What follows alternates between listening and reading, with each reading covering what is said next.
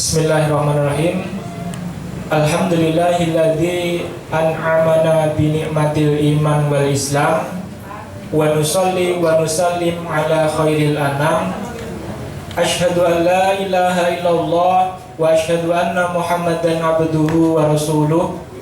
Allahumma salli wa sallim wa barik ala Muhammadi wa ala alihi wa ashabihi wa man tabi'ahum bi ihsanin ila yaumiddin.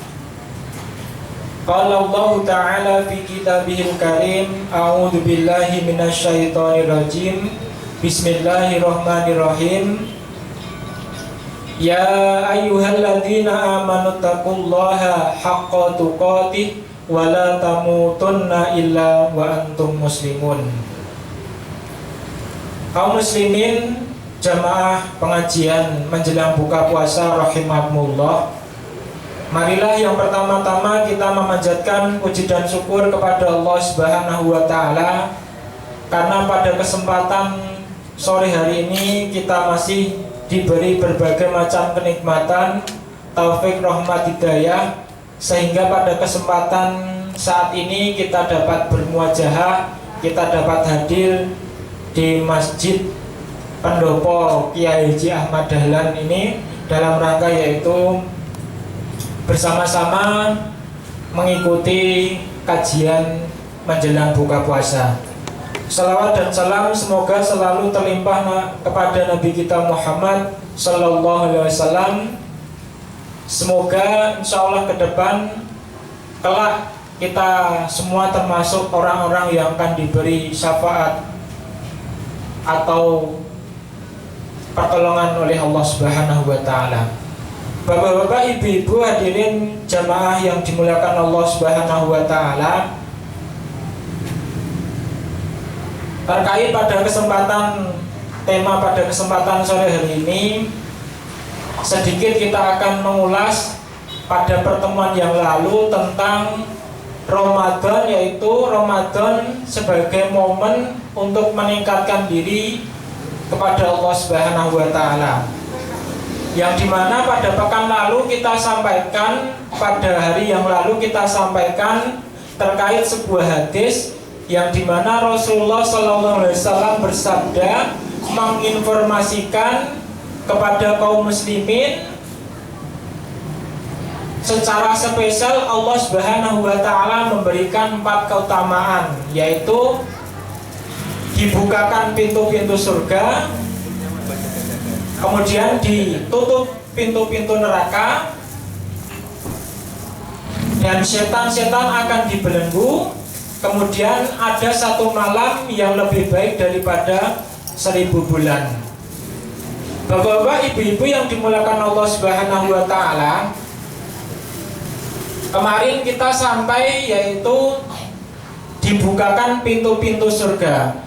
Maknanya adalah apa? Karena saking banyaknya amal soleh yang kita kerjakan di bulan Ramadan, yang dengan amalan soleh itu akan menyebabkan seseorang masuk surga. Udkhulul jannah bima kuntum ta'malun. Udkhulul jannah, maka masuklah kalian ke dalam surga. Bima kuntum ta'malun, disebabkan apa? Disebabkan karena amal-amal soleh yang kalian kerjakan. Bapak-bapak, ibu-ibu yang dimuliakan Allah, amal-amal soleh terutama di bulan Ramadan yang kita lakukan ini, terlebih dahulu kita lakukan yang wajib terlebih dahulu, seperti puasa, sholat, dan zakat. Kemudian mengoptimalkan amalan sunnah. Terkait dengan amalan sunnah menika, bapak-bapak, ibu-ibu, ada sholat tarawih, ada membaca Al-Quran. Sebagaimana sabdanya Rasulullah, man qara'a harfan, barang siapa yang membaca satu huruf min kitabillah, dari kitab Allah, dari Al-Quran, falahu bihi hasanah, maka baginya satu kebaikan. Al hasanatu bi asyri amsalihha, maka satu kebaikan itu akan dilipat gandakan menjadi 10 kebaikan. Jadi bapak-bapak, ibu-ibu, ketika panjenengan membaca Al-Quran satu huruf saja, misalkan alif lam mim, itu ada berapa huruf? Ada 3. Alif lam mim. Alif sendiri itu satu kebaikan, dan satu kebaikan itu akan dilipat gandakan menjadi 10 kebaikan. Maka alif lam mim itu mendapatkan pahala 30. Bapak-bapak, ibu-ibu yang dimuliakan Allah, kemudian mengoptimalkan amalan sunnah yang lain adalah sedekah. Kemudian meraih satu malam yang lebih baik daripada 1000 bulan. Kemudian di dalam hadis yang selanjutnya yaitu ditutupnya pintu-pintu neraka. Maksudnya apa? Di bulan Ramadan itu sedikit sekali maksiat yang terlihat, nggih. Atau bisa diartikan di bulan Ramadan itu kita mengerjakan amal soleh itu lebih ringan. Nggih napa mboten? Lebih ringan daripada di bulan-bulan yang lain. Yang dengan demikian itu kita diberikan kesempatan oleh Allah Subhanahu wa taala untuk melakukan amal-amalan yang akan dapat memasukkan kita ke surganya Allah Subhanahu wa taala. Udkhulul jannah bima kuntum ta'malun. Masuklah kalian ke dalam surga disebabkan amal soleh yang kalian kerjakan. Kemudian yang ketiga terkait hubungannya dengan materi pada kesempatan sore hari ini yaitu setan menggoda manusia. Bapak-bapak, ibu-ibu yang dimuliakan Allah Subhanahu wa taala, di bulan Ramadan ini terkait dengan hadis yang tadi kita jelaskan yaitu setan-setan akan dibelenggu atau diikat. Maksudnya apa? Ada yang mengartikan bahwasannya gembongnya setan, Mbak, yang diikat itu siapa? Iblis. Tetapi setan-setan yang kecil, setan-setan yang biasa itu tetap masih bisa menggoda. Buktinya kenapa? Buktinya Ramadan itu kan juga ada maksiat toh. Ya toh Pak? Masih ada kemaksiatan yang terlihat. Bisa bapak-bapak, ibu-ibu ketika berjalan atau melakukan perjalanan pasti ada beberapa orang yang mohon maaf itu melakukan kemaksiatan di bulan Ramadan. Bahwasanya itu menandakan bahwasanya setan-setan yang biasa atau kecil itu masih menggoda. Bapak-bapak, ibu-ibu yang dimuliakan Allah Subhanahu wa taala, hubungannya pada kesempatan sore hari ini terkait dengan setan dalam menggoda manusia. Allah Subhanahu wa taala berfirman di dalam surat Al-Hijr. Silakan dibuka nggih, tolong. Surat Al-Hijr ayat yang ke-15 atau surat Al-A'raf ayat yang ke-15 dan 16. Di situ Allah Subhanahu wa taala berfirman, qala fabima awaitani la aqudanna lahum siratal mustaqim. Iblis menjawab, jika engkau ya Allah telah menyesatkan saya, maka akan aku goda manusia itu sampai mereka sampai mereka berpaling dari jalanmu yang lurus. Saya buka surat surat Al-A'raf nggih. Surat 15 dan 16.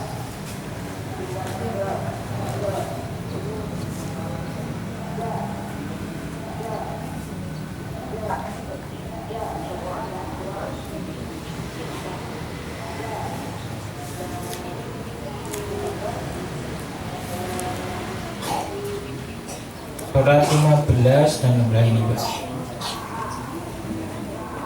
Kalau dari urutannya Bapak-bapak, Ibu-ibu, ini surat Al-A'raf ayat yang ke-12. Silahkan dibaca, nggih. Qala ma manaka alla tasjuda id amartuk. Allah Subhanahu wa taala berfirman, ma manaka alla tasjuda id amartuk. Apa yang menyebabkan kamu itu tidak mematuhi perintahku atau tidak bersujud kepada Adam? Lajeng kemudian Iblis menjawab, qala. Iblis menjawab, ana khairum minhu.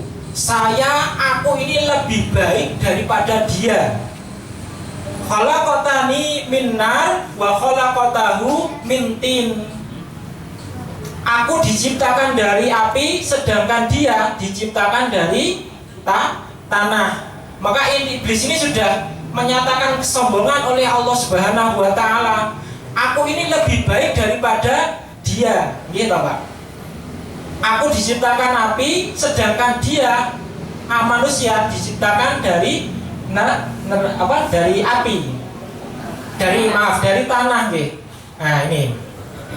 Qala fahbita minha fama yakunu laka an tatakabbaru fiha fakhruj innaka minas shagirin. Artinya tolong dibaca. Mas Dio dibaca ayat ya ke-13.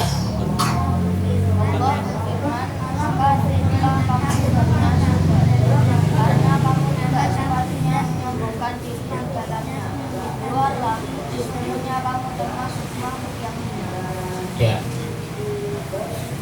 Terus kemudian ayat yang selanjutnya, qala anzirni ila yaumi yub'atsun. Maka iblis ini ditangguhkan sampai hari pembangkitan atau hari kiamat.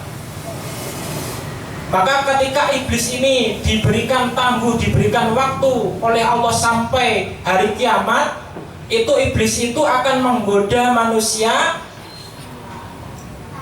sampai manusia itu tersesat dari jalan-jalannya atau jalan yang lurus. Kemudian di dalam ayat yang selanjutnya, di dalam ayat yang ke-16, Allah berfirman, Iblis berkata, qala fabima. Iblis berkata, fabima awaitani la aqudanna lahum siratal mustaqim. Artinya Pak? Artinya tolong dibaca. Karena engkau telah menyesatkan aku, wahai Allah, maka sungguh aku akan menyesatkan manusia dari jalanmu yang lurus. Tsumma la'atiyannahum min baini aydihim. Kemudian kata iblis tadi, aku akan menggoda manusia dari arah depan, kemudian dari arah belakang, wa min khalfihim wa an aimanihim, dan dari arah kanan, wa an syama'ilihim, dan dari arah kiri. Wala tajidu aktsarahum syakirin. Dan tidaklah engkau mendapati manusia itu kebanyakan tidak bersyukur kepada Allah Subhanahu wa taala. Maka ini janjinya iblis, bapak-bapak, ibu-ibu, kepada Allah, bahwasanya iblis sampai akan diberikan waktu sampai hari kiamat akan menggoda manusia sampai manusia itu sesat dari jalannya yang lurus. Iblis akan menggoda dari arah depan, dari arah belakang, dari arah kanan kiri. Maksudnya menopo? Dari arah belakang, dari arah depan, iblis akan menggoda itu maknanya adalah manusia itu dibuat lupa akan urusan akhirat, tidak mau beribadah kepada Allah. Kemudian dari arah belakang, mencintai dunia. Kemudian dari arah kanan itu gemar berbuat maksiat. Jadi bapak-bapak, ibu-ibu yang dimuliakan Allah, maka iblis akan menggoda manusia sampai manusia itu berpaling dari jalan yang lurus. Bapak-bapak, ibu-ibu yang dimuliakan Allah Subhanahu wa taala, kemudian jin, ini terkait dengan jin ya. Nah, jin itu jin itu mempunyai terkena beban syariat sama dengan manusia ya. Nah, kalau jin dengan manusia itu sama terkena beban syariat. Jin itu juga diciptakan Allah untuk beribadah. Wa ma khalaqatul jinna wal insa illa liya'budun. Dan tidaklah aku diciptakan jin dan manusia itu kecuali hanya beribadah kepada Allah. Jadi sama-sama terkena beban syariat oleh Allah. Nah, sifat jin itu bapak-bapak, ibu-ibu, ini ada yang kafir juga ada yang mukmin, ada yang muslim juga ada yang fasik, ada yang dolim juga ada yang taat. Sama sifatnya dengan manusia. Jin itu juga berkembang biak bapak-bapak, ibu-ibu ya. Berkembang biak, jadi mempunyai anak keturunan. Nah, banyak Al-Quran yang menjelaskan. Nah, terkait dengan jin ini juga, bapak-bapak, ibu-ibu, saya tanya, jin itu bisa dilihat nopo boten secara kasat mata? Tidak bisa. Nah, lantas ketika ada pocong, terus ada kuntilanak, terus ada yang lain, itu apa itu? Secara kasat mata jin itu tidak bisa dilihat. Di dalam surat Al-A'raf, saya lupa surat ayatnya.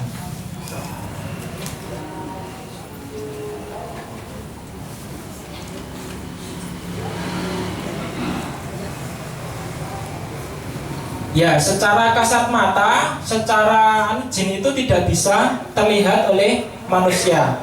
Ketika ada yang tahu bahwasanya ditemoni, diwirui dari berwujud pocong ataupun berwujud yang lain, tetapi pada aslinya tidak bisa dilihat oleh manusia. Bapak-bapak, ibu-ibu yang dimuliakan Allah Subhanahu wa taala, jin itu mempunyai sifat pendusta, Pak. Mempunyai sifat pendusta. Saya ini sebagai peruqyah, saya pernah mengalami berbagai macam pengalaman sendiri, Saya ceritakan pada waktu saya meruqyah seorang cewek itu sudah berkeluarga. Ketika saya diundang ke sana di keamanan itu, saya belum masuk dari rumahnya itu, jin itu langsung sensitif sendiri, Pak. Sensitif. Belum membacakan ruqyah, baru ngobrol biasa, tanya keluarganya, dia sudah ngomong sendiri, sudah ketakutan, sudah merasa bahwasanya dia akan di ruqyah gitu ya. Sensitif, sebetulnya jin itu sensitif. Maka bapak-bapak, ibu-ibu yang dimuliakan Allah, kurang berapa menit, Mas? Ya, kurang 10. Maka ada usaha-usaha kita untuk membentengi dari goda-godaan setan. Bapak-bapak, ibu-ibu yang dimuliakan Allah Subhanahu wa taala, usaha kita untuk bersungguh-sungguh untuk menghindar dari godaan setan ini ada beberapa yang harus kita lakukan. Terutama di bulan Ramadan ini, kesempatan kita untuk meningkatkan amal ibadah kita kepada Allah Subhanahu wa taala. Mumpung kita di bulan Ramadan ini, mumpung kita berhenti dari segala perbuatan maksiat. Contoh, mohon maaf yang sebagai perokok, saya tidak mencela apapun ya. mumpung sehari kita tidak makan minum, kesempatan kita untuk berhenti merokok. Merokoknya ya dikurangi, istilahnya dikurangi. Tapi insya Allah ketika kita bersungguh-sungguh untuk meninggalkan hal-hal yang negatif, insya Allah akan dipermudah oleh Allah Subhanahu wa Ta'ala. Walladzina jahadu fina lanahdiyalahum subulana. Jika kalian bersungguh-sungguh untuk mencari jalannya, maka akan dipermudah jalan-jalan kami, artinya jalan-jalan kemudahan oleh Allah Subhanahu wa Ta'ala. Maka yang usaha kita untuk membentengi diri dari godaan-godaan setan, yang pertama adalah jadikan setan itu sebagai musuh kita. Musuh kita setan nggih, Pak. Nggih napa mboten? Nggih. Panjenengan ngertos kisah perang Badar ataupun perang-perang pas pada waktu di zaman Rasulullah. Kalau orang-orang kafir itu melihat pasukan kaum muslimin, pasukan kaum beriman itu, mereka itu mengira bahwa kaum muslimin itu banyak sekali, tetap padahal jumlahnya sedikit. Apa di pasukan kaum kafir itu tidak dibantu para setan-setan, para jin-jin? Dibantu, Pak. Maka setan itu jadikan musuh kita. Innahu lakum ngaduwwum mubin. Maka jadikan setan itu musuh kita nggih. Kemudian yang kedua adalah meminta perlindungan kepada Allah Subhanahu wa Ta'ala. Caranya bagaimana, Pak? Bapak-bapak, ibu-ibu, untuk melakukan perlindungan? Kita membaca, seperti kita contohnya membaca Al-Quran. Membaca Al-Quran itu juga ada godaan, bapak-bapak, ibu-ibu. Godaannya apa? Ngantuk. Ngantuk. Kita disunahkan, kita diperintahkan oleh Allah untuk berlindung, untuk membaca, meminta perlindungan dari Allah. A'udzubillahi minasyaitonir rajim. A'udzubillahi samiil alimi minasyaitonir rajim, dan sebagainya. Kemudian saya singkat ya, usaha kita untuk membentengi diri kita dari godaan setan yaitu ikhlas dalam beribadah.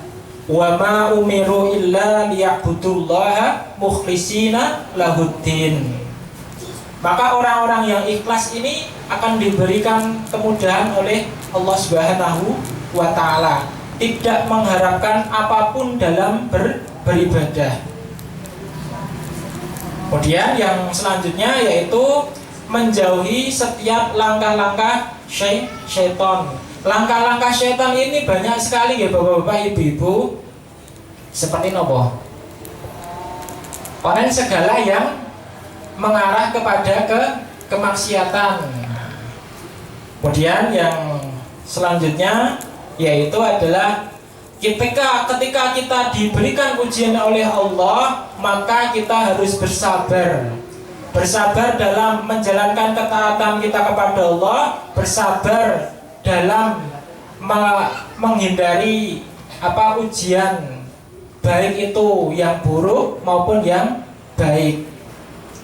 Maka bapak-bapak, ibu-ibu yang dimuliakan Allah, mohon maaf nggih, orang yang sakit, baik itu sakit karena disebabkan oleh napa Pak, jin ataupun medis. Ini terkait dengan medis dan non medis. Makanya ada sakit non medis dan sakit medis. Non medis itu berhubungan terkait dengan hal-hal seperti diganggu jin. Itu banyak atau kasus-kasus atau mungkin yang lain itu. Maka kita diperintahkan oleh Allah untuk bersabar. Banyak orang yang sakit itu disebabkan oleh gangguan jin, Pak. Jin keturunan, jin nasab, atau jin diganggu orang, atau kiriman, disantet, itu banyak sekali. Tetapi ketika orang yang bersabar dalam sudah ya, ketika kita bersabar dalam menjalankan ujian tadi, insya Allah kita akan diberikan kemudahan dalam urusannya. Maka yang selanjutnya terakhir ini pas adalah dikir. Terkait dengan dikir ini adalah dikir pagi dan dikir petang. Maka ini kita harus lazimi. Banyak amal-amalan yang harus kita kerjakan, terutama dikir pagi dan dikir petang ya Bapak. Sebisa mungkin kita lakukan ketika di waktu dikir pagi, ya kita lakukan di waktu pagi. Dikir petang kita lakukan di waktu sore hari. Mudah-mudahan ini yang bisa kita sampaikan pas waktunya. Sebenarnya ada banyak lagi ya ini, tapi waktu saya coba sekian, mudah-mudahan bermanfaat. Aqulu qouli hadza wa astaghfirullahaladzim wa billahi taufiq wal hidayah. Nasrun minallah wa fathun qarib wa basyiril mu'minin. Assalamualaikum warahmatullahi wabarakatuh.